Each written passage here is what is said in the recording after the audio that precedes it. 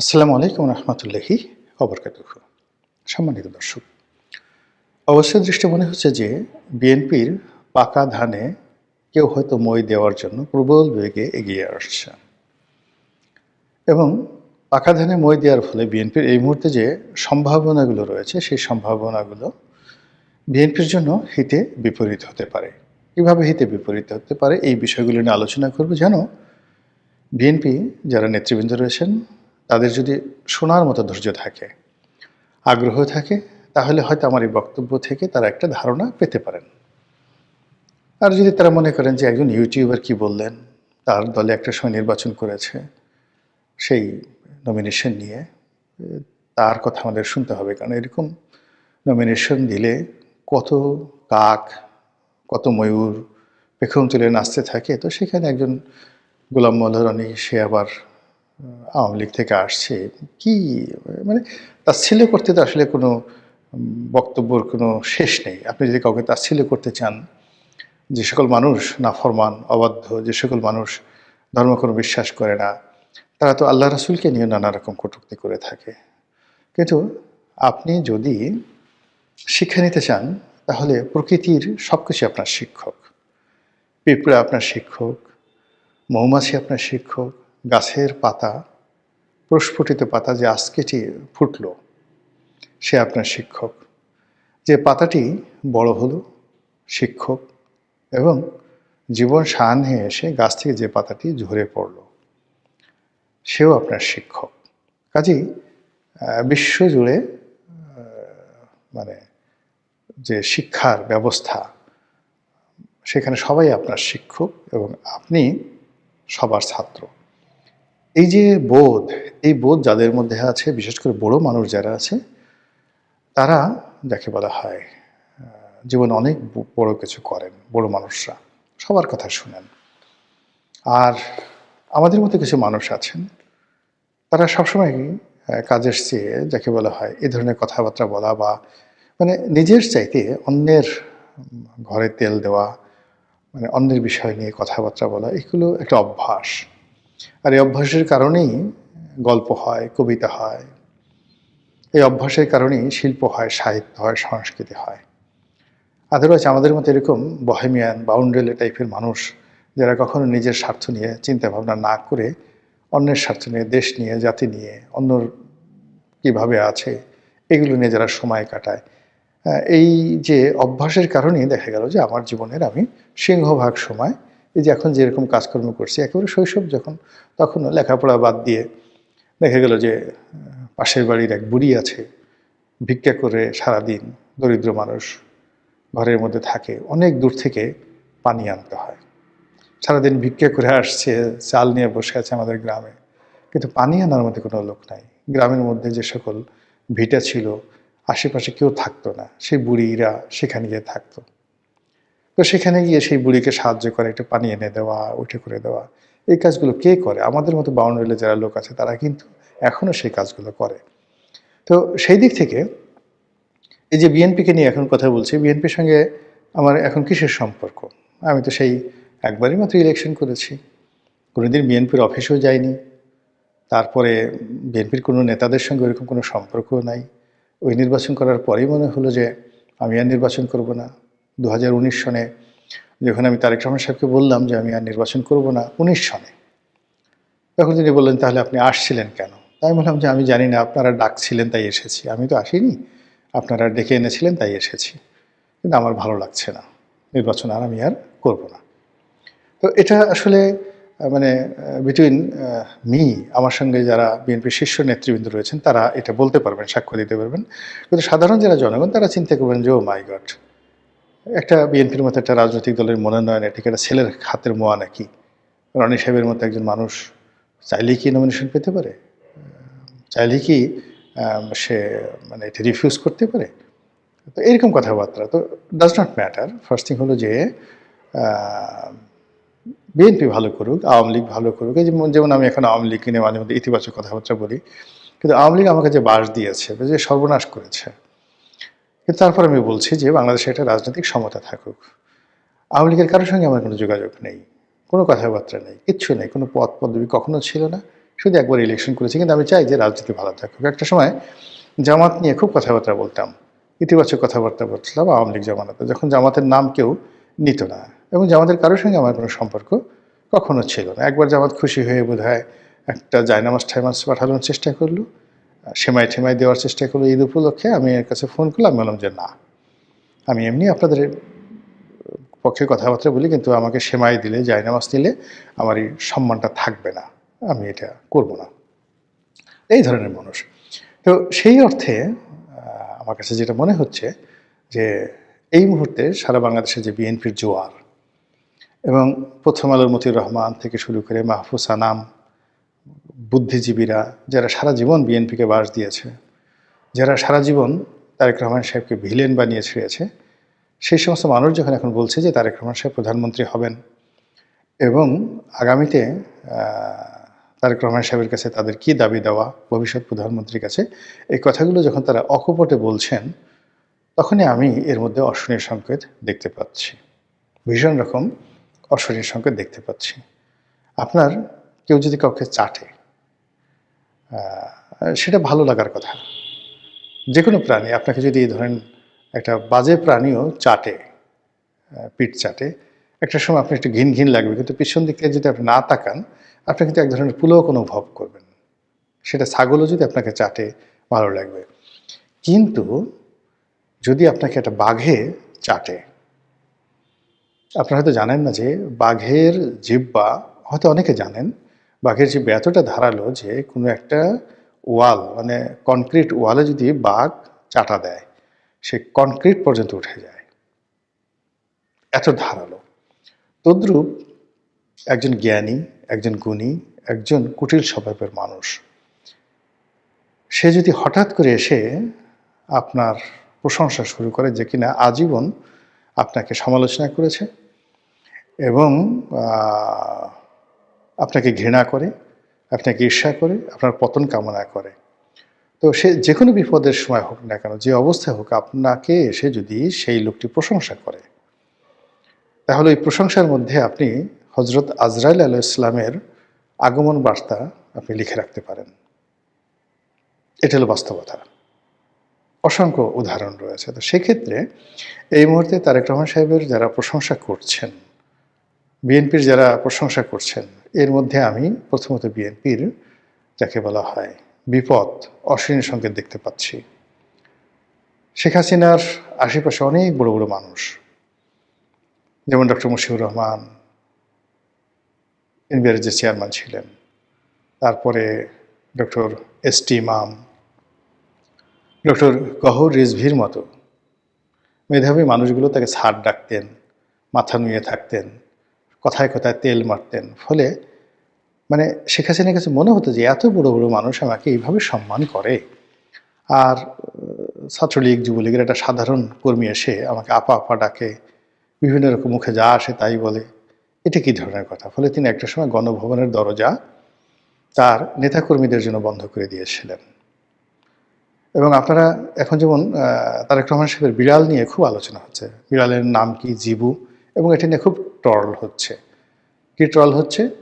যে বিড়ালের পাসপোর্ট হচ্ছে, তারপরে বিড়াল কবে আসবে। এখন মানে সেই বিড়ালের জবান অনেকে খুলে ফেলেছে এবং বিড়াল কথা বলছে, মানে এআইয়ের মাধ্যমে বিড়াল কথা বলছে, এবং কথা যে সকল কথাবার্তা বলছে খুবই অবমাননাকর। বিড়াল মানে তারেক রহমান সাহেবের বিড়াল জেবুকে দিয়ে এআইয়ের মাধ্যমে যে সকল কথাবার্তা বলানো হচ্ছে, ওগুলো শুনলে আপনি বুঝতে পারবেন যে সেন্টিমেন্টটা কী।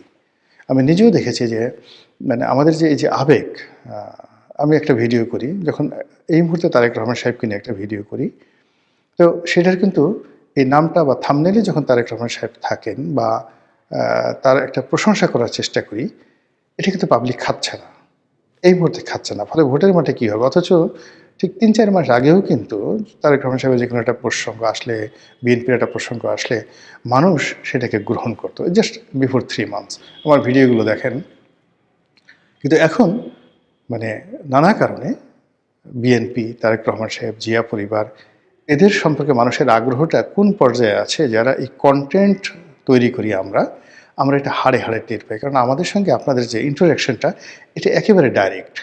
হাজার হাজার কমেন্ট, লাইক, কথাবার্তা, মানে জনগণের দেখা, একটা ভিডিও দীর্ঘক্ষণ ধরে দেখে, তারপরে যে ধরনের আমাদের যারা কন্টেন্ট ক্রিয়েট করে আমাদের যে বিজ্ঞাপনগুলো আসে, সেই বিজ্ঞাপনের কোয়ালিটির অনুপুরে কিন্তু আমরা বুঝতে পারি যে কী ধরনের মানুষ এই কথাগুলো শুনছে। যেমন ধরুন, গুলিস্তানের মানুষ যদি আমার ভিডিও দেখে, তাহলে আমার এখানে বিজ্ঞাপন আসবে পচা সাবানের বিজ্ঞাপন।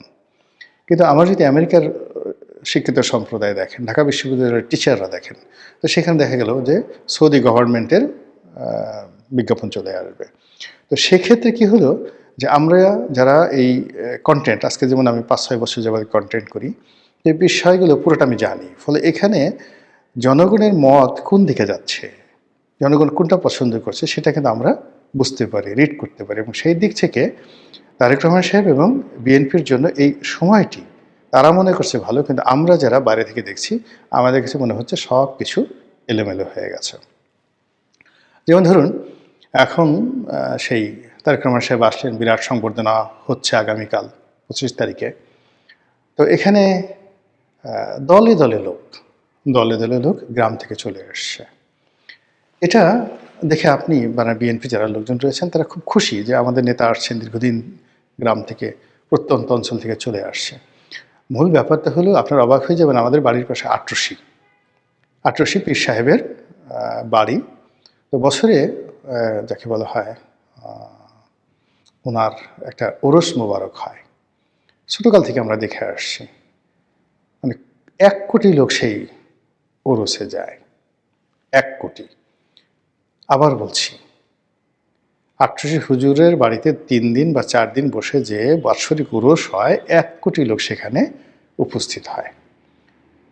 এর বেশিরভাগ লোক ওখানে যাওয়ার পরে তারা ওই যে এতগুলো মানুষ একসাথে হয়েছে এটার মধ্যে আনন্দ পায়। আমরা যেমন গ্রামবাসী লোকজন সমস্ত কাজকর্ম বাদ দিয়ে 3 দিন খালি ওই বাড়িতে থাকি। মানে পুরো সদরপুর উপজেলার যত লোকজন আছে বেশিরভাগ মানুষ এই সময়টাতে 1 দিনের জন্য 2 দিনের জন্য সেখানে যায়। প্লাস ওখানেও যে ডাল ভাত, গরুর মাংস, এগুলো একবেলা খাওয়ার জন্য মানুষ পাগল হয়ে যায়। মানে একটু লাইনে বসার জন্য ছোটোকালে পাগল হয়ে যায়। এর কারণ হলো এই ধরনের যে লোকজন বেশি হলে ভালো লাগে।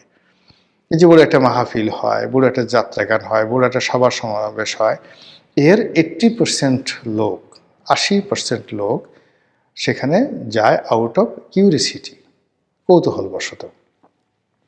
তো এই যে তারেক রহমান সাহেব আসছেন, এখানে দেখবেন যে উপস্থিতি, যে ভিড়ভাট্টা বা যে সমস্ত কর্মকাণ্ড, এর 80% হলো আউট অফ কিউরিসিটি, যেটি 25 তারিখের পরে থাকবে না। আপনি 26 তারিখ থেকে ডিসেম্বর মাসের 26-27 তারিখ, মানে আপনি যে কিউরিসিটিটা 300 ফিটে দেখবেন, এটি উনি যখন ঢাকা বিশ্ববিদ্যালয়ে যাবেন এটা আপনি দেখবেন না। উনি যখন শহীদ মিনারে যাবেন আপনি দেখবেন না। উনি যখন নির্বাচন কমিশনে যাবেন এটা আপনি দেখবেন না। এর মধ্যে দেখুন, যারা দলীয় নেতাকর্মী রয়েছেন, সেই দলীয় নেতাকর্মী যারা আছেন তারা সেই যাকে বলা হয় অতিরিক্ত আগ্রহকে, একজন দেখলাম সে বিরাট ধানের পোশাক আশাক পরে আসছে, ধানের টুপি, ধানের জামা, ধানের প্যান্ট, এবং উনি না খেয়ে আছেন। উনি বললেন যে তার নেতার সাথে দেখা না হলে তিনি খাবেন না। রীতিমতো ফাজলামো। মানে যখনই দেখবেন যে একটা অতিরিক্ত, মানে কেউ আনুগত্য দেখায়, বেশি কথাবার্তা বলে, দালালি করে, তেল মারে, সেই তেল মারার কারণে সর্বনাশ ঘটে যায়। তো এখন তারেক রহমান সাহেবকে নিয়ে বিএনপিতে যা হচ্ছে, বা বিএনপিকে নিয়ে রাজনৈতিক অঙ্গনে যা হচ্ছে, এবং এই যে একটা তারেক রহমানের জ্বর, এইভাবে যদি তারেক রহমানের এই ঝড় এবং জ্বর রাজনীতিতে, এটা 1 সপ্তাহ যদি বিএনপি খালি এই দিকে দৃষ্টি নিবন্ধন করে, অন্যদিকে বিএনপি রাজনীতি ভেঙে চুরে খান খান হয়ে যাবে। বিএনপির যে রাজনীতির প্রতিপক্ষ, তারা বিএনপি রাজনীতিকে রীতিমতো গাং বানিয়ে ফেলবে। ইতিমধ্যে যে ঘটনাগুলো ঘটেছে, যারা মনোনয়ন পায়নি, বিএনপি যারা মনোনয়ন পেয়েছে এবং যারা এই তারেক রহমান সাহেবকে নিয়ে ব্যস্ত, তাদের অজান্তে যারা মনোনয়ন পায়নি তারা তাদের নির্বাচনী এলাকা গুছিয়ে ফেলবে। সবাই যখন ঢাকা আসছে তারা তখন নির্বাচনী এলাকাতে কাজ শুরু করে দিয়েছে বিদ্রোহী পক্ষ। এবং অনেক যারা মনোনয়ন পায়নি, অনেকের হয়তো বয়স 60 বছর, 58 বছর, তারা মনে করছেন জীবনের এটাই শেষ নির্বাচন, ডাজ নট ম্যাটার, এমপি তাকে হতেই হবে। আবার অনেকে মনে করছেন এমপি হই বা না হই একটু দেখাই দেবো যে আমি আসলে কতটা গুরুত্বপূর্ণ। এই জেদ, মানে একটা দলের জন্য যদি 10 বছর, 15 বছর, 20 বছর সে শ্রম দেয়, আর সেই শ্রমের মূল্য না পেয়ে এই সময়টিতে এসে নানা রকম নীতি নৈতিকতার কথা শুনে, নানা রকম অ্যাডভাইস শুনেন, এটা যে শুনে সে বুঝে কতটা কষ্ট। কাজেই যারা বিদ্রোহী হবেন তারা তাদের সর্বশক্তি নিয়ে বিএনপিকে যে অক্টোপাসের মধ্যে কামড়ে ধরবেন, এটা বিএনপির জন্য বিরাট বুমেরাং হয়ে যাবে। অন্যদিকে জামাত, এনসিপি এবং অন্যান্য যে সকল রাজনৈতিক দল আছে যারা এখনো পর্যন্ত ঐক্য হতে পারেনি বিএনপির কারণে, কিন্তু বিএনপির এই যে তারেক রহমান সাহেবের আগমন এবং এই সময়টাতে গত কয়েকদিনে যা কিছু ঘটেছে রাজনীতির অঙ্গনে, সেই রাজনৈতিক অঙ্গনে এই ঘটনার ফলে কি হলো, যেমন দেখা গেল একটি দল বিলুপ্ত হয়ে গেছে, সেই দলের কোনো নেতাকর্মী গিয়ে আর একটা দল বানিয়ে জামাতের সাথে যোগ দিল। তারপরে শেষে অনেক দলের নিবন্ধন আছে, তারা দল মানে যাকে বলে দলের নেতা, প্রধান নেতা নমিনেশন পেয়ে দল ব্যান্ড করে চলে গেছে। কিন্তু তার কথা তো হবে না, এখানে জেনারেল অ্যাসেম্বলি লাগবে, দল বন্ধ করার জন্য অনেক প্রক্রিয়া লাগবে, তারা সেগুলো এখন পর্যন্ত করে উঠতে পারেননি। ফলে কি হলো, যে গেছে তার অবর্তমানে আরেকজন দলের হাল ধরে সে গিয়ে একটা বিরাট ঐক্য, দেখা গেল 100 দলীয় একটা ঐক্য করে ফেলেছে। এবং আমাদের দেশে মানে কি বলবো, মানুষ যখন রাগ হয়ে যায় এবং কোনো মানে আপনি একজন ধরুন একজনকে আপনি ভিক্ষা দিতে চাইলেন, আপনি 50 টাকা দিলেন বা 100 টাকা দিলেন, খুব কান্নাকাটি করছে রাস্তার মধ্যে, আপনার দয়া হলো আপনি 100 টাকা দিলেন। তো নর্মালি সে ভিক্ষা পায় 5 টাকা বা 10 টাকা। তো আপনার 100 টাকার নোট দেখে সেই ভিক্ষুক লোভী হয়ে গেল। লোভী হয়ে সে বলল যে, বাবা আমার লুঙ্গি নাই, চিকিৎসা নেই, আমাকে আরও কিছু দাও। তখন কিন্তু আপনার মেজাজ গরম হয়ে যাবে। এবং এক্ষেত্রে প্রায় যে মানুষ করে, যে দাতা, সে মেজাজ হারিয়ে ফেলে এবং ওই যে ভিক্ষা দিয়েছিল ভিক্ষার টাকা ফেরত নিয়ে নেয়। আমাদের দেশের রাজনীতিতে একই অবস্থা। আপনি যখন খুব ওভার কনফিডেন্ট হয়ে যাবেন তখনই আপনার পতন হবে। আইয়ুব খান 10 বছর পাকিস্তান শাসন করেছেন এবং তিনি উন্নয়ন দশক পালন করছিলেন এবং তার একটা ধারণা ছিল যে তিনি যত উন্নয়ন করেছেন পুরো পাকিস্তানের মানে মানচিত্র মানে প্রত্যেকটা জায়গাতে ফুলে ফলে শোভিত করে ফেলেছিলেন। তার ধারণা ছিল যে আজীবন তিনি ক্ষমতায় থাকতে পারবেন, কিন্তু হয়নি। 69-এর গণ অভ্যুত্থানে এমন একটা অবস্থা তৈরি হলো পুরো পাকিস্তানে, তিনি তার ক্ষমতা সেনাপ্রধান ইয়াহিয়া খানের কাছে হস্তান্তর করে তিনি চলে যেতে বাধ্য হলেন। এরপর আমরা তাকে আর জানি না। এইভাবে আপনি আসলে যখনই আপনি খুব বেশি, এরশাদ সাহেবও দীর্ঘদিন কাজকর্ম করার পর একেবারে সব কিছু স্বাভাবিক চলছিল, শেষ মুহূর্তে এসে তার এই পতনটা হলো 2006 সনে। 2006 সনে বিএনপির আসলে পরাজিত হওয়ার কোনো রিজন ছিল না, 111 হওয়ার কোনো কারণই ছিল না, কিন্তু অলনে ছাড়েন বিএনপি যখন ওভার কনফিডেন্ট হয়ে গেল তখন তো এই ঘটনাগুলো ঘটে গিয়েছিল। ঠিক একই অবস্থাতে 1991 সালে রাজনীতির যত জরিপ সেটা ছিল আওয়ামী লীগের পক্ষে এবং শেখ হাসিনা আওয়ামী লীগ ধরে নিয়েছিল যে তারা পাওয়ারে আসছে, আর বিএনপির আসলে কোনো প্রস্তুতিই ছিল না, তারা যে ক্ষমতায় আসবে এই ধরনের কোনো প্রস্তুতি ছিল না। 91 সালে বিএনপির মনোনয়ন দেওয়ার মতো অনেক জায়গাতে যোগ্য প্রার্থী তাদের ছিল না, কিন্তু নিয়তি তাদেরকে ক্ষমতা নিয়ে এলো। এইবার যেটা হচ্ছে, চারিদিকে একটা রব পড়ে গেছে, বিএনপি ক্ষমতায় আসবে শতভাগ, সবাই সে কথা বলছে। বিএনপির যারা লোকজন তারাও ধরে নিচ্ছে যে একবারে নমিনেশন পাওয়া, ইলেকশনটা শুধু বাকি, জাস্ট একটু ইলেকশন এলাকাতে যেতে হবে আর মানুষ হুড় হুড় করে এসে ভোট দিয়ে বিএনপিকে পাশ করে নিয়ে আসবে।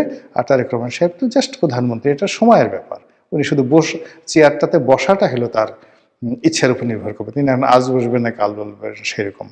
তো এইরকম যখন মানুষ ওভার কনফিডেন্সের মধ্যে থাকে, মানুষ যখন একটা মোহের মধ্যে থাকে, মানুষ যখন অতি তেলবাজির মধ্যে থাকে, তখন তাদের যারা প্রতিপক্ষ প্রচণ্ড রকম শক্তিমত্তা অর্জন করে।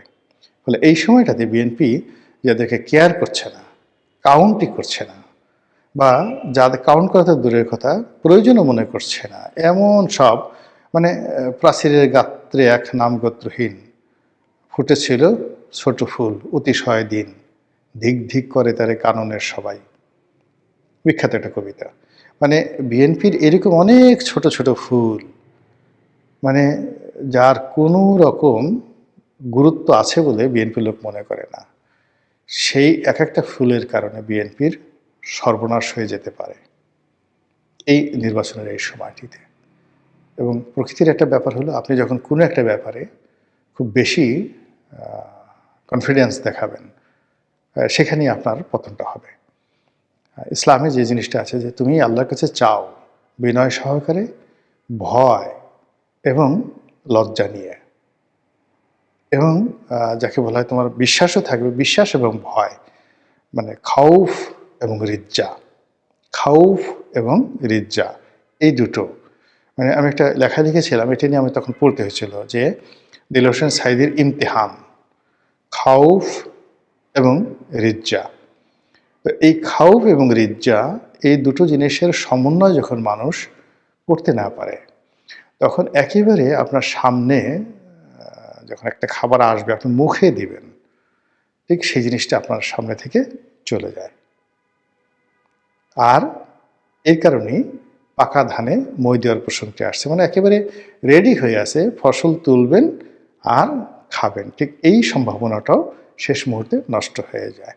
তো এই যে বিএনপির যে পাকা ধান, সেই পাকা ধানটি তারা কিভাবে সংরক্ষণ করবে, কিভাবে ঘরে তুলবে, এবং সেই ধান দ্বারা কিভাবে তাদের যে প্রয়োজন সেটা মেটাবে, আশা করি বিএনপি যারা নেতৃবৃন্দ সেটা আমার চেয়ে ভালো বোঝেন। আসসালামু আলাইকুম রহমতুল্লাহি ওয়া বারাকাতুহু।